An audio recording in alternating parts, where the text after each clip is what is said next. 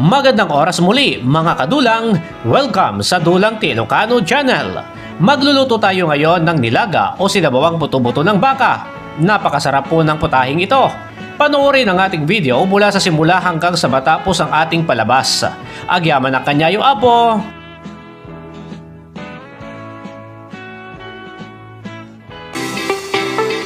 Dulang Ilocano Channel, your kakwentuhan and food adventure channel. Narito ngayon ang ating mga sangkap para sa nilaga.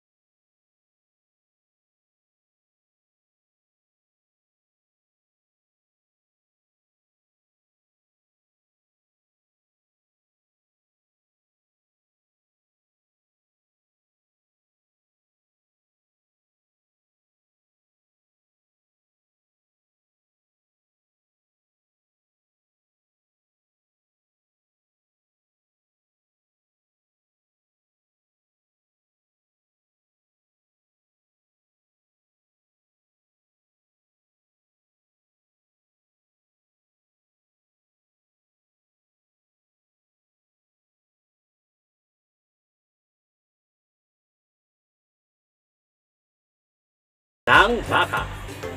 Ngayon, magpapakulo muna po tayo ng tubig. Yan, tayo po natin kumulo. At bago po natin isunod na ihulog o ilagay sa kaserola ang mga buto-buto ng baka. Oh, kumulo na.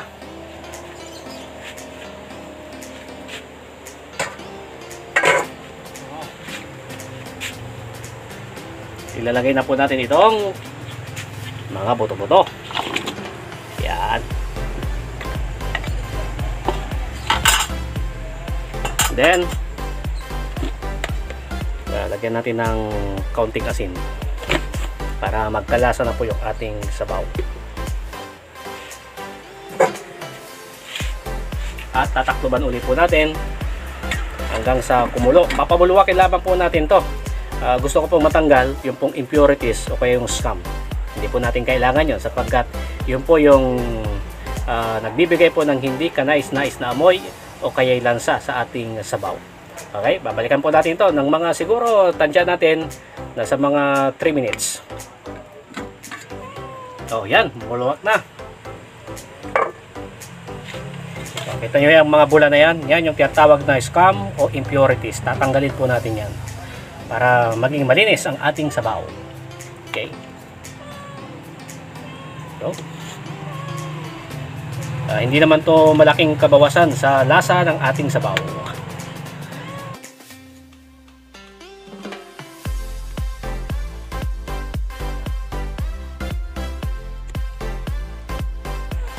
Madali kasing mapanis yung pong pagkain, kaya lalo na kung may sabaw-sabaw pag hindi po natin tinatanggal ito.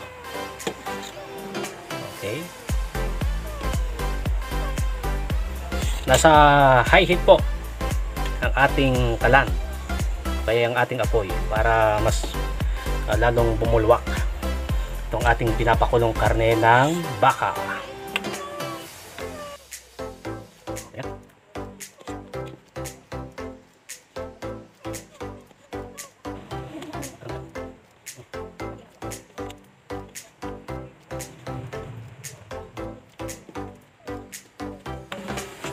Yun, halos tatanggal na. Oh, kita nyo. Oh, tatapon po natin to, hindi po natin kailangan. Okay. So, medyo okay na. Tanggalin pa natin ng konti.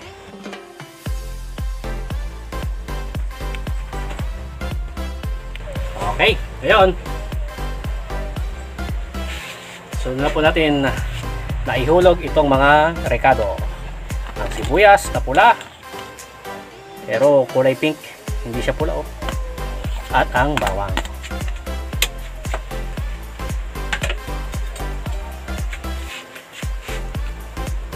Lalagyan na rin natin ng patis.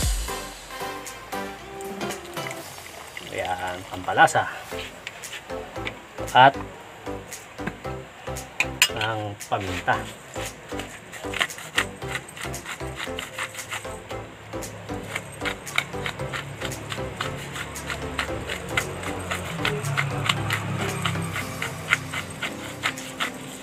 Yun. Yan, depende po sa karami ng paminta ang gusto ninyo. Okay? And then,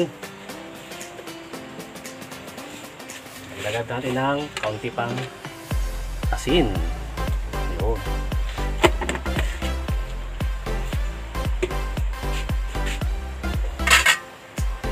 Tatakloban na po natin ito hanggang sa kumulo ng kumulo at lumambot po ang karne bago po natin ilagay ang mga sangkap na gulay. Ngayon, ililipat po natin ito sa may kalan na ginagatungan po ng uling para makatipid po tayo sa LPG. Okay? Yun. Mabilis na lamang po itong kumulo sapagkat doon po sa may stove po natin na ginagatungan po ng LPG kumulo na. Yun po yung ating technique para mabilis po na kumulo ang ating nilaga.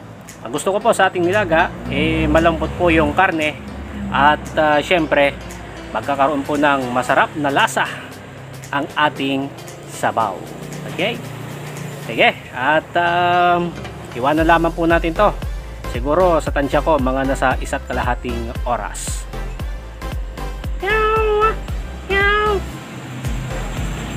Meow! Oh, may pusa.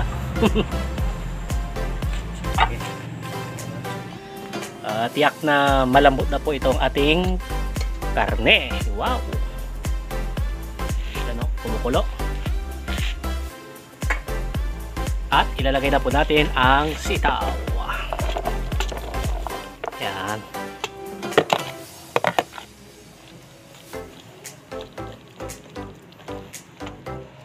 Medyo pakuluan lamang po natin ito siguro ng mga 1 minuto. Okay? Ang gusto ko po kasi sa ating sitaw, kapag nginunguya po natin, medyo ano bang tawag mo rito? Ano bang crunchy? parang chicheria. Malutong, okay? Yung medyo malutong-lutong ang ating sitaw. So, 1 minute po yan, ha? Tayin po natin. Okay, sapagkat medyo mahina po yung ating apoy. Yan. Siguro may 1 minute na. Okay? Para hindi ma-overcook, tignan po natin. Yan, ang bango. Amoy na po natin yung sitaw. Oh, tignan nyo, ang ganda ng pagkakagreen, oh. Kasi sariwang sariwa. And then, ito pong talbos ng kamote. Yan. Madaling maluto lamang po itong talbos. Okay. Takluban po natin. Siguro mga 30 seconds. At pwede na rin po itong ating nilagang buto-buto ng baka. Oh. Okay, pwede na siguro. Tingnan po natin. Oh, pwede na. Heto na po mga kababayan, ang ating nilagang buto-buto ng baka.